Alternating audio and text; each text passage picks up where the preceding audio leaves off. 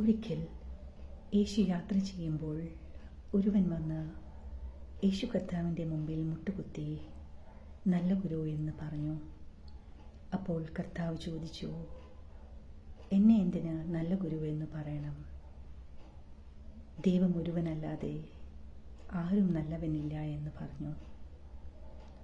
അത് സൂചിപ്പിച്ചത് യേശുവിൻ്റെ ദൈവത്വത്തെയാണെന്ന് നമുക്കിതിലൂടെ മനസ്സിലാക്കാൻ കഴിയും. പ്രിയരെ, നമ്മൾ ഈ ലോകത്തിൽ എന്ത് നല്ല പ്രവൃത്തി ചെയ്യുമ്പോഴും അതിൽ അഹങ്കരിക്കേണ്ടതില്ല. ദൈവത്തിൻ്റെ മുമ്പിൽ എല്ലാ നല്ല പ്രവൃത്തികളും കറപുരണ്ട അങ്കി പോലെയാണെന്ന വചനം നമ്മളെ ചൂണ്ടിക്കാണിക്കുന്നു.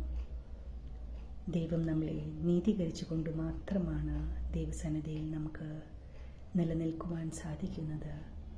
അതിനാൽ താഴ്മയും എളിമയും എന്നും